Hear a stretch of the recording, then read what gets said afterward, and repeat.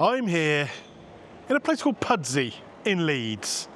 And Leeds is the venue for this week's The Good, the Bad and the Ugly.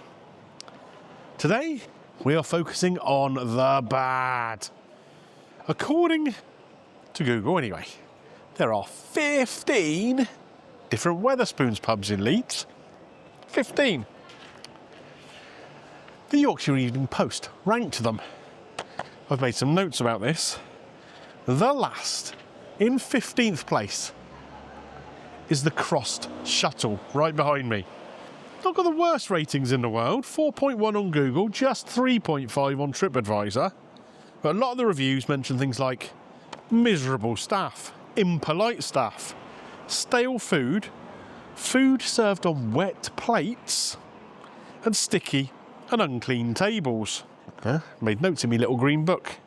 Now, I don't know about you, but to me, those criticisms sound a bit like quite a lot of Wetherspoons. So we shall see. We shall see. Camera person's taking the little green book off me. I'm free now to break dance or body pop or whatever. No? No, okay, fair enough then. Should we just get into this Wetherspoons and find out what it's all about? Get some food, see what's happening. The sun is shining. You can see it's really busy outside, so maybe the inside will be a bit quieter. Let's go find out. So, come in, found ourselves a seat. A couple of things that were mentioned in those kind of negative reviews were sticky tables, tick. This one was absolutely covered in glasses and whatever when we came in to sit down, but the place is rammed, so we just had to pick a dirty table to sit at, and we moved all the glasses and whatever to one end. So that's not a great start. Another thing, kind of rude, ignorant staff.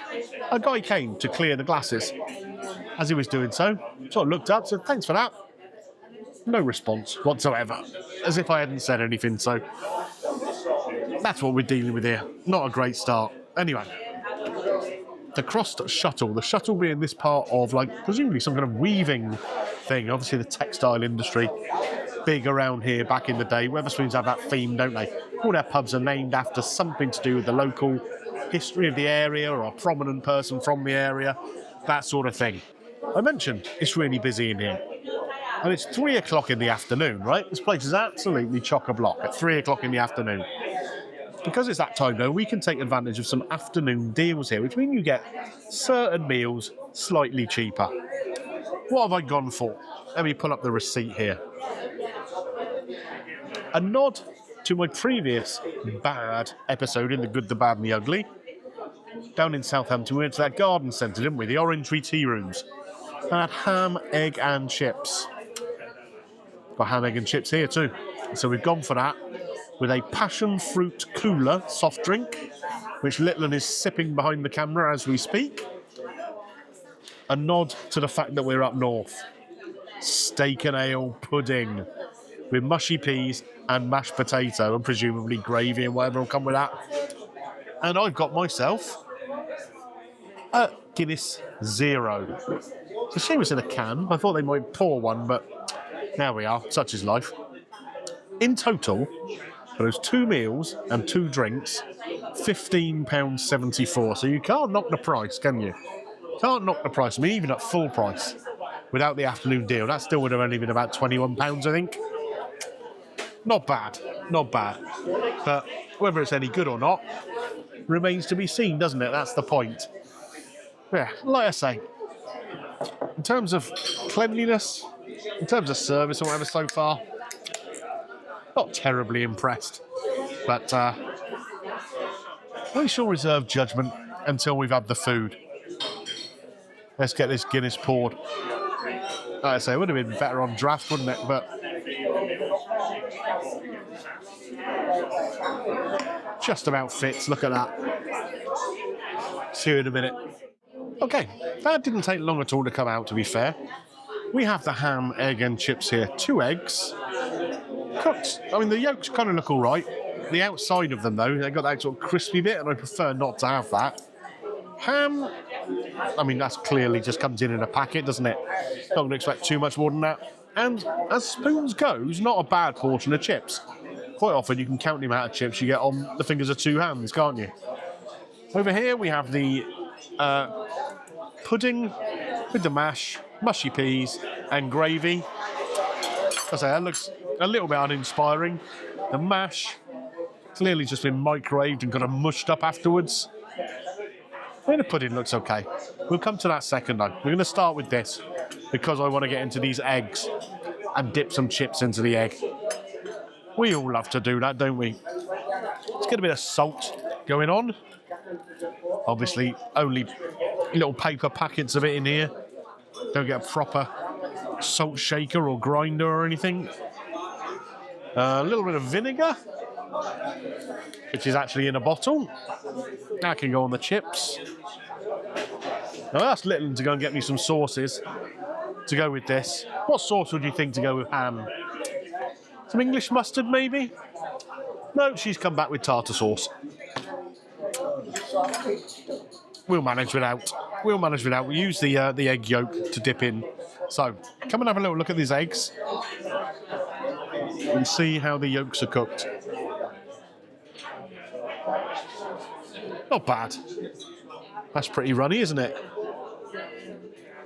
Yeah, we're happy with that. Happy with that. No complaints there at all. What are we going to go for first? I'm going to try the ham first. Now, like I say, this clearly is just, you know, reformed kind of ham out of a packet, isn't it? But I've seen worse. Let's give it a try. It's okay. Taking a little while to make fruit, but it's a little bit weird because on the outside it looks moist, but as you eat it, it's actually fairly dry. But it's all right. It's all right, you know. The eggs, like I said here, this kind of frilly bit round the outside, where you cook it in really hot oil and it kind of crisps and burns up the outside, is not how I prefer eggs done. I'm kind of in sort of slightly gentler way. You give all the white nice and soft, and then you just baste the top. But that's how they've come here. And like I said, that is just personal choice. Get some of this egg yolk onto the chip. I mean, one thing I will say for spoons, as low cost pub chains go, I think their chips are decent. They're hot, they're a little bit crispy on the outside, they're fluffy in the middle, and they go quite nicely with a load of runny yolk on top of them. It's not bad. There's no frills, there's no whistles and bells.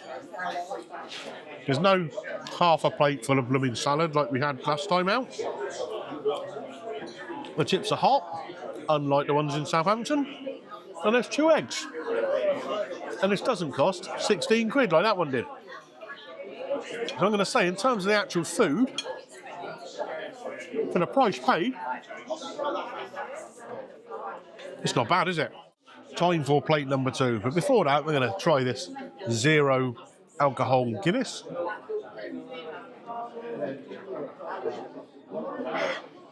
I tell you what, they've made huge advancements in recent years in the flavour of alcohol-free beers, haven't they? And ciders particularly.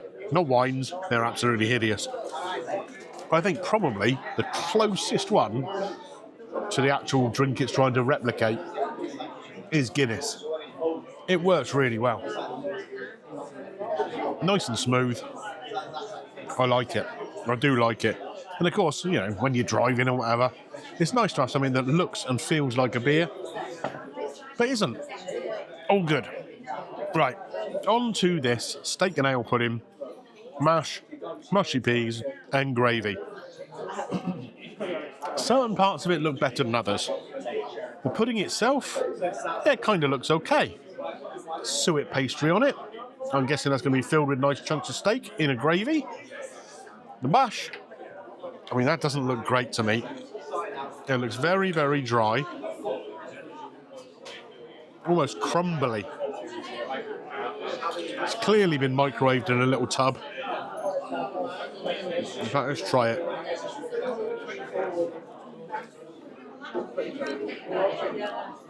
It's bland. It's dry. It's not very good. The mushy peas. Very, very green. Maybe that's in honour of my channel, huh? They made them extra green for Greeno. Or maybe they're just a cheap tinned mushy pea.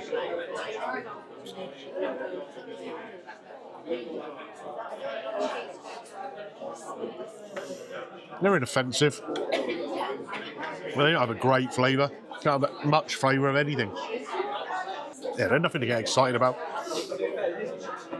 You could maybe pour them over a fish and chips or whatever, just as a kind of wet sauce almost. But yeah, we're not going to get too excited about them. In fact, we're going to move them out of the way so that we can focus on this. The steak and ale pudding. And I think I'm just going to try and cut it open and see what it looks like inside all the way through. Come and have a quick look in here. Where's the rest of the filling then? So you've got a tiny little bit down the bottom here, and then all of that space. There's a lot of air in that pudding, isn't there? Not a lot of steak and ale. In fact,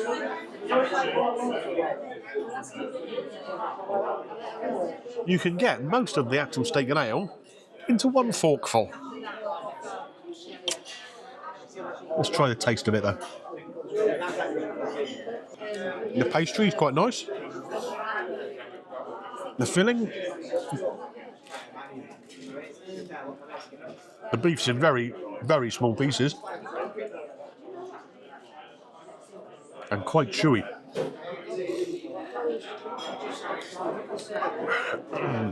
You see? Yeah, I mean that needs a lot more filling. That's the problem there. I mean, all right, it's not an expensive dish here, but then there's nothing expensive in it because there's no blooming beef in that pudding. The gravy, is it going to improve this mash?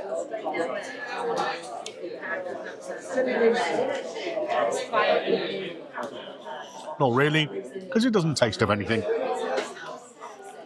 Yeah, this plate is by far the more disappointing of the two.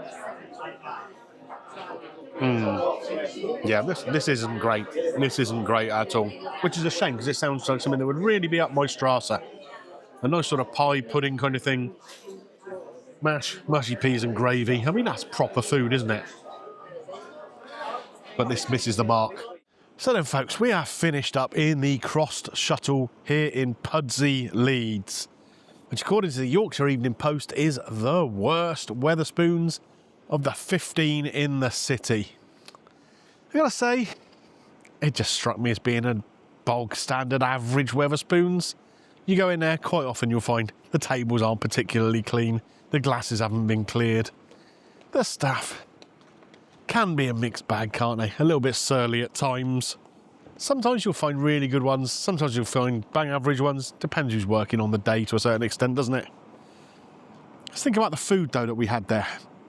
The ham, egg and chips, which came with a passion fruit cooler, which Litland thoroughly enjoyed. The ham, egg and chips would have been £8.33. The passion fruit cooler on top was £2.60, but then you get a discount of £3.06. because of that afternoon deal. So that takes it to about £8, roughly, there or thereabouts, give or take. I think that's fine, I really do. The Wetherspoons chips are always okay, aren't they? The ham, yeah, it's just ham out of a packet. That was a little bit dry, but I've had worse. The eggs, again, yolk's good, crispy bits around the outside, not so good. But for £8, half the price of what I paid down in Southampton, and more enjoyable than that one was, that's for sure. However, the steak and ale pudding, £8.92, comes with mushy peas, mashed potato, could have had chips instead. The Guinness, £2.73 that normally is, the can of it. I'm a little bit surprised they haven't got that on draft yet, to be honest with you. Something you should look into, Mr. Martin. Something you should look into. Promotion was applied to that, taking £3.78 off, So again, it takes it to just shy of £8. Less good value with that one. The steak and ale pudding was rubbish. Absolute rubbish. The pastry was tasty enough, I guess, but there was virtually no filling in there, and what there wasn't very nice. Chewy little bits of steak. Nothing ale-y about the gravy. Poor. The mash was just microwaved. It was dry. The mushy peas out of a tin, and the gravy was bland. Yeah, one of the worst things I've had from a Spoons for a good while, and I was looking forward to that. I thought it'd be a really nice kind of northern thing to have. Alas, what did we pay in total? £15.74. One thing you can't knock northern pubs for, though, is the friendliness of the locals. After filming, I got chatting to this guy who'd seen what we were doing. Turns out he owns a local pie shop here in Pudsey. In fact, 2 pie shops here in Pudsey. Growlers. He left as we were sort of still chatting and finishing our drinks. As we were leaving the building, he came back with some pies from his pie shop for me. So I don't want a review or anything. Just thought, you know, you want a decent pie, because he's seen the one I just had. So in here, he's given me some pies to take on with me. Top man. Top man. And I tell you what, there's a bit more heft to these than there is in our Wetherspoons steak and ale pudding nonsense. Right, we got to come up with a score here. What are you saying there, Little 'un? Little 'un's saying 3 out of 10. And she had the ham, egg and chips, which was the better of the two. Do you know what? I mean, I think that's about fair, really. That steak and ale pudding was so poor that they kind of cancelled out the ham, egg and chips being half decent. The state of the pub, yeah, they were quite busy. But you've got to have, you know, enough staff to deal with that. You've got to be able to clear tables. I mean, even when the guy came and cleared the glasses off our table, didn't wipe it, didn't sanitise it at all. So we still had all the sort of spilt bits of drink on the table from the previous party, which I just don't think is good enough in a hospitality environment, even a low-cost one. I know plenty of people out there are fans of Spoons, and I understand why perfectly. You know, it's an inexpensive way of going and eating out. But it's still got to feel like a treat, hasn't it? A little bit, at least. Yeah, I don't know. Not really for me. Not really for me. Anyway, I'm going to say pretty much as similar as Little here. It's a 3 out of 10. Does it get green light? No, no it does not.